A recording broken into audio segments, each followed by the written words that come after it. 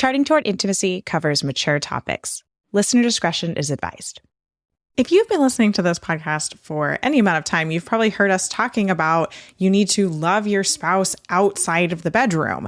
So in today's podcast episode, we are going to be giving you some really practical advice about a way that you can love your spouse outside of the bedroom, and that is pursuing your spouse. So jump in. This is going to be an awesome episode. Welcome to Charting Toward Intimacy, the sex and intimacy podcast for Catholic women. My name is Ellen Holloway. I am a Catholic speaker and coach who specializes in sex and marital intimacy, and I am on a mission to help you actually enjoy and desire good, holy sex with your spouse. In today's episode, I have Kathleen Chabanis, my amazing semi-regular co-host, joining me, and we are going to talk about pursuing your husband and what an amazing gift that is to your marriage. So I always love to just kind of talk a little theologically first, and then we'll jump into like the real life. The practical. So let's talk about pursue. And we're going to be focusing this episode on like you as the wife pursuing your husband. But if you're a husband listening, like just switch it around, or like, but that's just, we're going to take it from that direction. So pursuing is sometimes very hard for us as humans to do. And here's why, is that we love because he first loved us. The human condition is responding to love, not initiating love. And so the process of initiating love and like pursuing is actually a little bit outside of our human, like natural design, comfort level. You could kind of say something along those lines. And it's not to say that pursuing is bad. It's really, really, really good. But I think something that helps is to just recognize that it's actually not something that we are naturally inclined to do.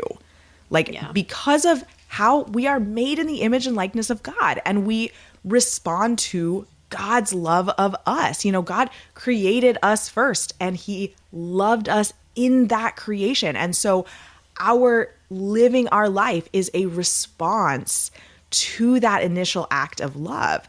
And any love of the Father is a response to his love.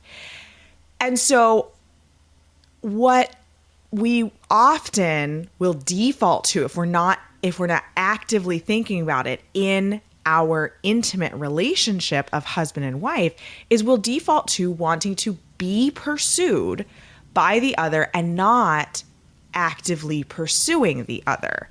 And that's because marriage is an image of the relationship that God wants to have with us. We've talked about this a lot on the podcast, is that, the relationship of husband and wife is this image of the relationship that God wants to have with us. We see that all throughout the Old Testament. We've got like Israel is the bride, right? The Lord is the spouse, and we've got all this spousal imagery. And so it's like, it makes sense that like our default, especially as women, because we particularly have, we have this feminine posture as humans, like all humans, male or female, have a feminine posture toward God. A feminine posture means a posture of receptivity. That's literally like what I've been saying here, is that like receiving God's love and giving it back. That is the feminine posture. And then as women, we are inclined to that feminine posture just ever so slightly easier because we're female. Like, and that's, again, it's just how we're designed. And sometimes all it takes is just turning the lights on a little bit for some of these aspects for us to recognize that like, okay, yeah, this might be uncomfortable, but that doesn't mean I can't do it. I might not be naturally inclined to this, but doesn't mean I can't do it. So we as humans have that inclination to just want to be pursued.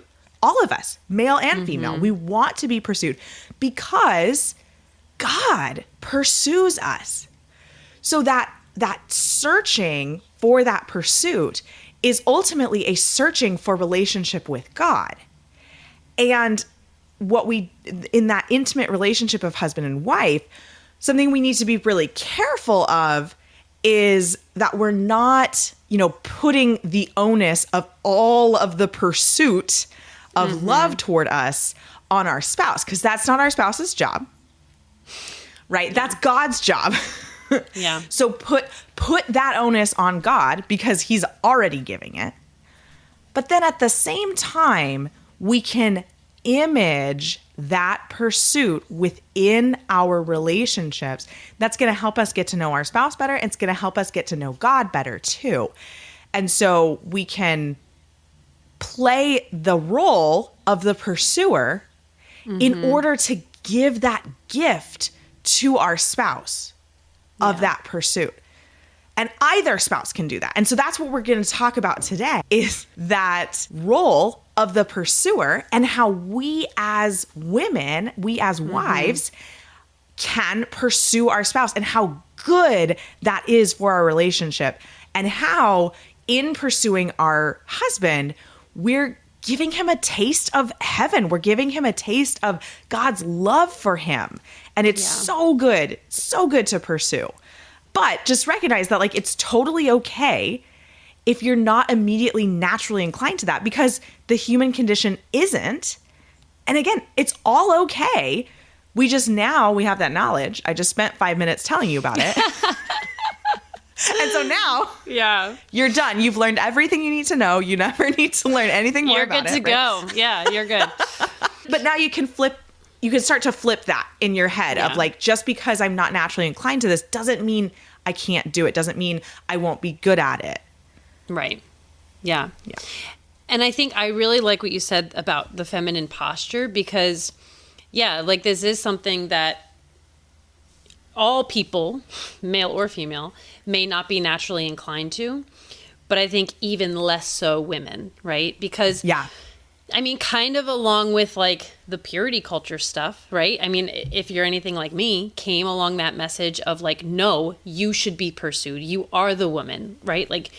It is a man's job to pursue you, not your job to pursue him. That was a message that was very much drilled into me in high school, in early college. It was no, you should be pursued, to the point that when I was sort of pursuing some guy, right, then I had those people in my life saying, he's not pursuing you. This isn't good. This isn't going to be a good relationship. Now, ultimately they were right, but it didn't necessarily, but it was that message that was not correct in there, that you have no business pursuing.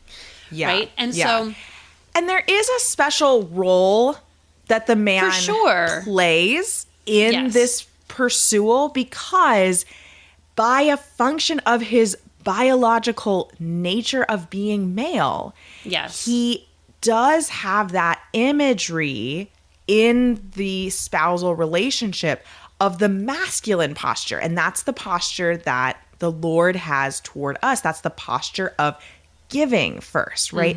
So the man does have a particular role in pursuit. Yes. And it's there's bits of truth, right, in what they were saying. And that's all of purity cultures. It's okay, there's bits of truth, but you're blowing it out of proportion, right? Yes, that's exactly it. And so it's not that we have no business pursuing. We do have a business pursuing. Yeah. We're in relationship with another human being, and we're trying to give them an idea of how much God loves them through our spousal relationship. So we've got a job to do, and that's pursuing our husband.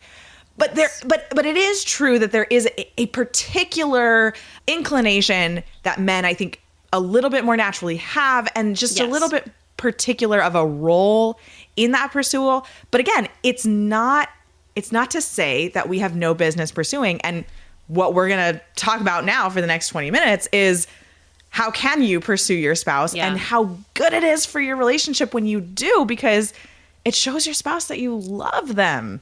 Yeah.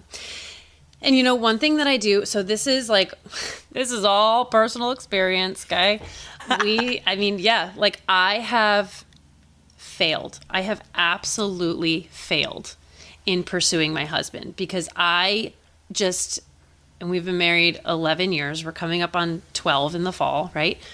And I have just absolutely leaned in to that feminine posture.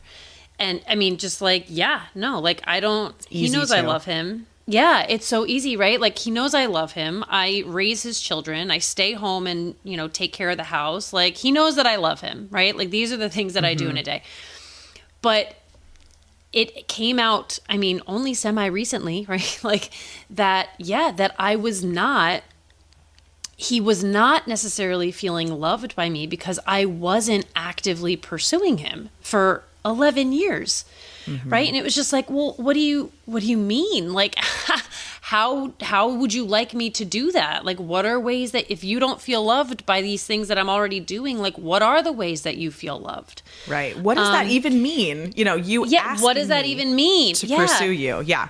And I will say that the way this came out was through problems in our sexual relationship. That is how so many things come out. Yes. And so it was and all this time we had been working to try and meet halfway and remedy our sexual relationship. And ultimately it came out that you know what? It's not sex that's the problem. It's the fact that I'm not feeling loved in any other way. And I was oh, okay. Now we can actually get somewhere. And even with this knowledge, it's still been really hard to remedy because there hasn't been a habit created. It's it's requiring me to develop a new habit. And I'm also just really bad at habits. So, it's actually this I just read a quote this morning, just in my morning prayer time. There was a quote from Mother Teresa about how love to be love has to really hurt a little bit. There has to be love isn't something that is just going to happen naturally. It's going to require sacrifice. It's going to require effort, and it's going to require a bit of dying to yourself, right? Or just death in general. And it was the exact thing that I needed to be yeah, okay, this isn't supposed to feel natural. This isn't supposed to feel it's just coming to me and I can just do this. It's taking intentional effort, intentional thought, and then intentional action to do this, to pursue my husband and to love him in ways that aren't just obligatory sex, right? We'll be back with the episode in just a minute. I have a question for you. Is sexual pleasure something that seems just out of grasp, or maybe something you've never or rarely actually experienced? Sexual pleasure, and orgasm in particular, is something that a lot of Catholic women struggle with. Whether it's because of a misunderstanding of the point of sexual pleasure and God's design for it, or a lifetime of suppressing anything to do with sex because it was bad or dirty, maybe shame from past sexual experiences, or maybe just that no one ever stopped to walk you through an in-depth anatomical diagram and tell you about how female pleasure works. Whatever it is, orgasm is a confusing jumble of anatomy, mindset, partner dynamics, and a lot more. And it's not something that you want to Google because you never know what you're going to come across on the internet, and sifting through secular crap is just not something you have time for. That is why I created the Orgasm course for Catholic women. This course walks you through everything from anatomy to mindset to theology to the partner aspect of sex and orgasm, and it is all deeply rooted in Catholic truth. There is nowhere else that you can get all the good stuff and none of the bad stuff. Check out the Orgasm course for Catholic women at vinesinfullbloom.com/orgasm or click the link in the show notes. When you really look at what you just said of taking intentional action, really working to think about it, to pursue, how much more is there behind that then, right? If it was just something that just naturally occurred, Right. It's just kind of like, oh, great. But it's like, wow, you really put effort toward this. And that's beautiful. Yeah. And all of this that you're saying is reminding me of some things that we've talked about on the podcast. And I'm thinking that like, it's time to bring them back in an episode. But is that like a lot of times we will request something of our spouse and it might happen once, but then it's like doesn't keep happening. Yeah. And we can get really frustrated. It's like, I told him exactly what I wanted. Well, yeah, you did. But like, go back 2 minutes in this podcast episode and listen to the words Kathleen was saying, because that's it right there.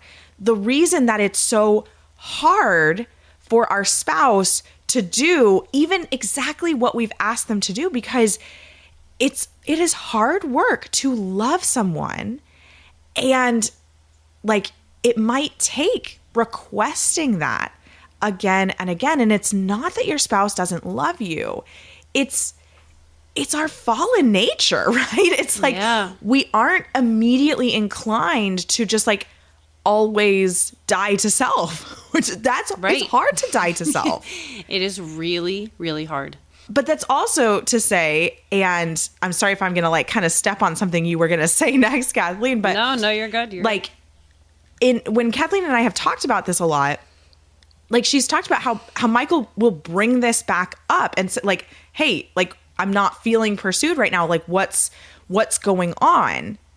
And like, that's him requesting that again. Right. And this has, and every time that request happens, it kind of brings back this like reminder of like, yes, I need to die to self. It is important that I pursue my husband, even though it's hard for me to do. And so, just that, I know that's not the topic we're talking about today, but it was just so perfect the way that you were saying it, that I just kind of want to like touch back on that. Like, it's not that your spouse doesn't love you if you have asked for something specifically. It's just that like, it's not natural. It's not natural. It's hard. It's hard work to create the habit, or, or just like think about things in a different way, or basically truly like just go back. Now it's probably like 5-ish minutes. Like just go back and listen to what Kathleen was saying. Yeah. No, I think that's great.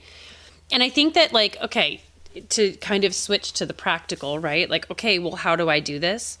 I think that first of all, the first thing to do, especially if you're having difficulty in your sexual relationship and just being on the same page, is to stop and ask your husband, do you feel loved by me? I think that's the very first question that needs to be asked. And it's not one that I asked because it's not one that I thought needed to be asked.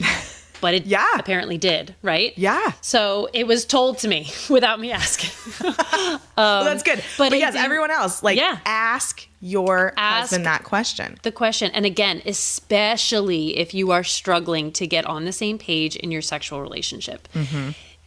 I feel like now that it's like been revealed to me, like it just seems like, wow, this is probably a problem with a lot of people. Yeah. That we all think sex and disagreement on sex is the problem, and it's not. Like ultimately the problem is whether or not we're feeling loved. So ask that question first. Do you feel loved by me outside of our sexual relationship? And let him answer, and prompt him to be honest. Prompt him to give the hard, honest answer. And then the second thing that needs to be asked is, what can I do for you to feel really loved? My husband went so far as to create a Google Doc. A shared Google Doc of things that I could do that would make him feel loved. And it's really great because I struggle just with like amidst the chaos of raising 5 kids, homeschooling and just like, all the things, other school pickups. Like I've got kids all over the place. I've got some at school. I've got some at home. I've got little guys just needing to like survive. It's like, I've got kids everywhere. Amidst all of that chaos, it gets really hard to be creative. it just feels like you're constantly in survival mode. You're constantly just trying to like meet everybody's needs. And it's really hard to be creative and to stop and think like, oh, what can I do today that will help him feel loved? So by having this Google Doc, which sounds like really boring and lame and like almost businesslike, it's actually very helpful because it takes the pressure off of having to be creative and just be like, oh, I can just look at these and decide, what am I going to do today, right? For Michael to make sure that he's feeling loved. So encourage that, right? Just like a Google Doc. And I will say that, I don't know, like it can feel like a lot of pressure, like, oh, like we just need more dates and we need to go do this and we need to go do that. And like, that is not feasible for a lot of people, myself included. Like to get a sitter and go spend money doing whatever you're going to do and like take the time away. Like those things are awesome and they are necessary, but you can't do them every day. Right? Like you can't even necessarily do them every week. You know, I think you should have a weekly date time, but that doesn't always mean a date away.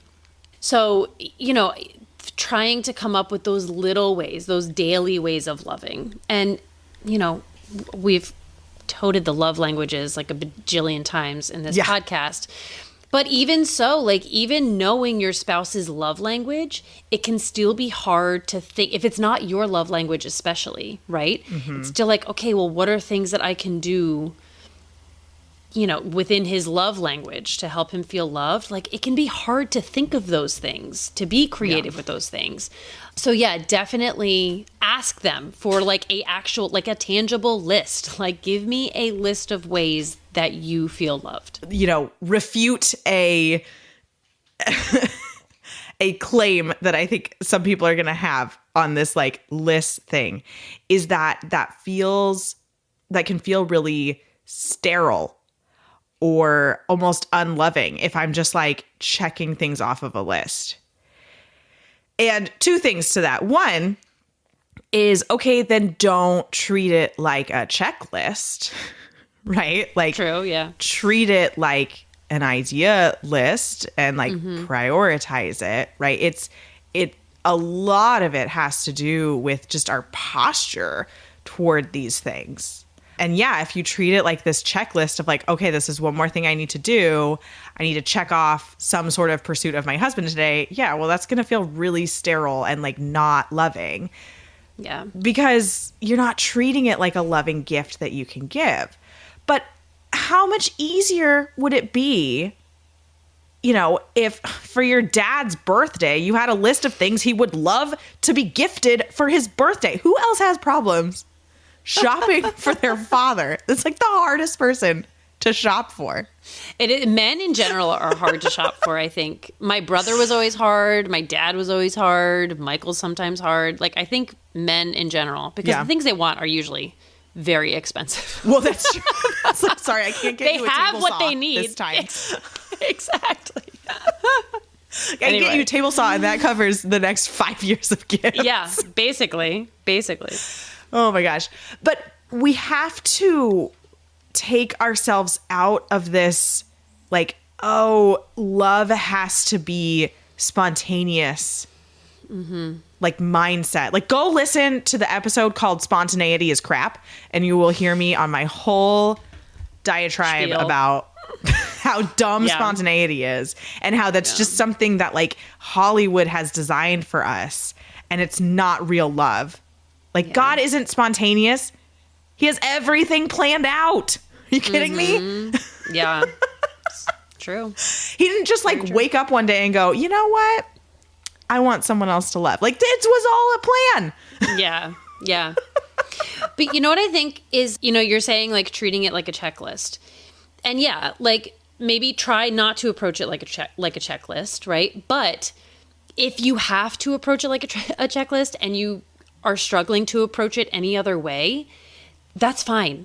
Because essentially, again, I stink at creating habits. I stink. I am awful at building habits. Like, I was just telling Ellen, like I went for an ADHD evaluation and they said I had tendencies, but not like meeting threshold. And I'm just like, no, but like I have to have ADHD because I cannot stick with things like ever. And so it's really hard for me to create habits.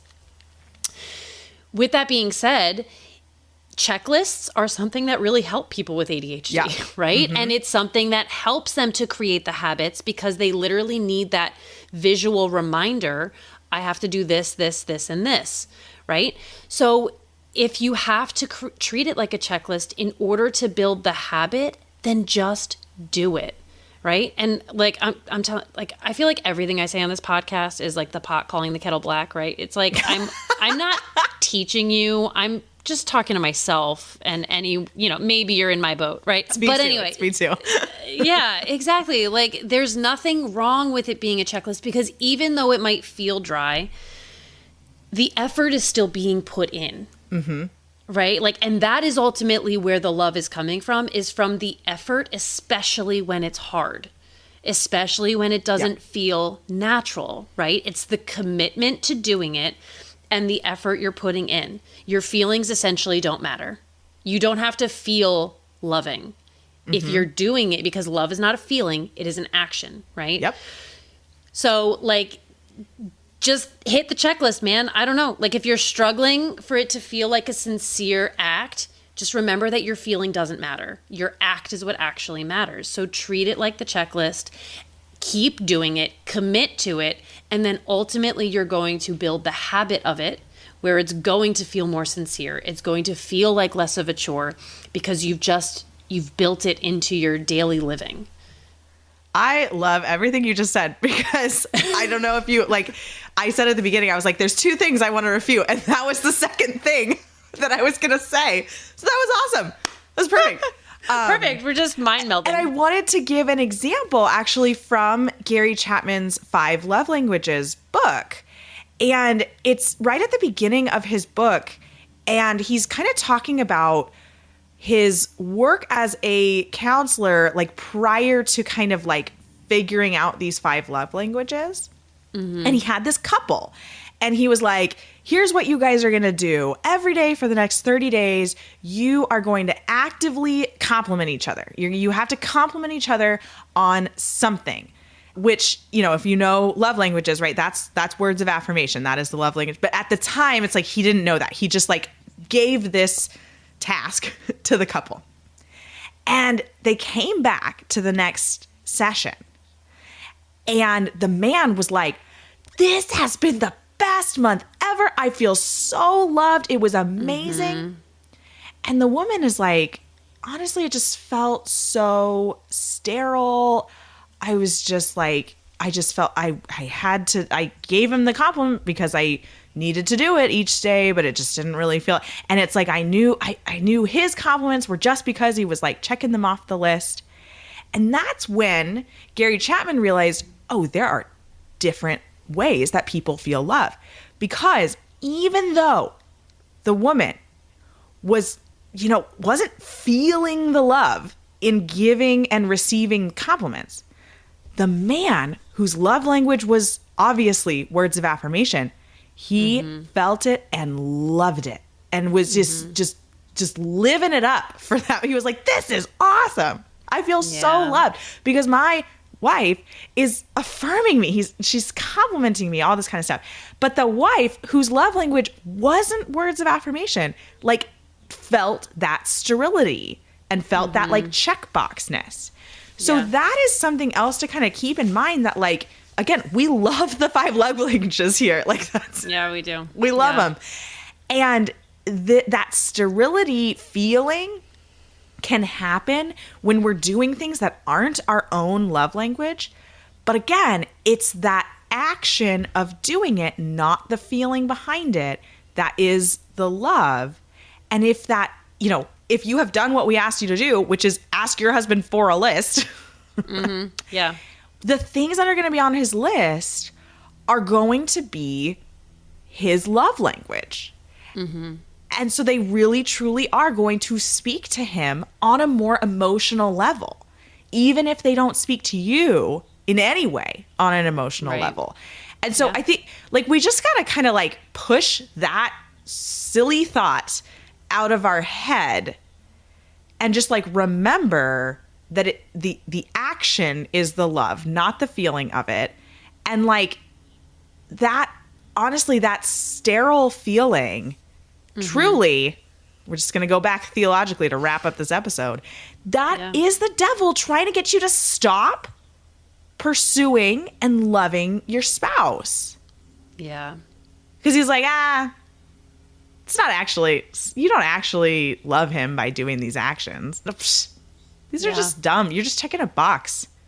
You're not that good of a wife, right? Like all of those thoughts that go in your head, that is not from the Lord.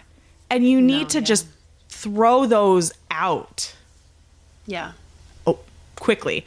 And then one last suggestion that I had is, if you're like, feel uncomfortable asking for a list, is one of two things. One is go figure out your spouse's love language and then go look in the book or on Gary Chapman's website, which I think is like the5lovelanguages.com or something like that. Like just Google search it and you will definitely find it. Yeah, and like there are lists of examples for the different love languages. And so just try some of those. If you feel uncomfortable about asking for a list, like if you're like, ooh, that's just like not our dynamic right now.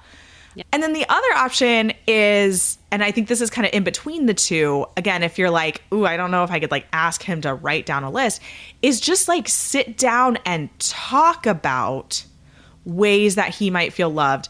And then afterward, go jot those down real quick. Yeah. And make yourself a list. If it's just like, I don't know if I could ask that of my husband. Yeah. Yeah. No, those are great tips. I love it. Anything else to add? I want to just point out and reiterate what you said about the devil, like not wanting you to pursue and love your husband. That is the realest thing that has been said in this entire episode. So, I think for me, it became so clear as we were trying to figure out sexual issues that there was a piece that I was missing. And it was like, it had to be so obvious to me. And I just couldn't figure it out. Like, what is missing? And I went to prayer and I, in the name of Jesus, just banished the devil from blinding me. Like I knew that he was blinding me to something really obvious. And I just told Jesus to completely remove him, to open my eyes and to let me see. And it happened like literally almost instantly, where it was just like, he's not being pursued and he doesn't feel loved. Like, and that was it. And again, it's been really hard and I have not been perfect. I've continued to fail in pursuing and loving him. But I think that every time that happens, what I'm finding is that I just need to go back to prayer and I need to rebanish the devil. Like he just keeps trying to seep in and he keeps like slipping that hand like over one eye and then I have to like, banish him to remove it, right? It's like he is trying so hard to keep us in the place where we've struggled for 11 years. Yes. And it takes that really serious, intentional prayer to continue banishing him. It's not like you can do it once and then he's gone forever. He keeps coming back. Yeah. So keep praying against him and keep recommitting yourself to the effort of making your husband feel loved.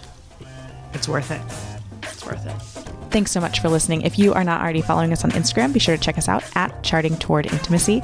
And if you listen to podcasts on a platform that gives you the option to rate or review, we'd love for you to do that because it helps us spread the word about the podcast. If you ever have questions, comments, or episode topic ideas, please reach out to us. We love to hear from you. You can reach out on Instagram or send us an email. Our email is in the show notes. Until next time.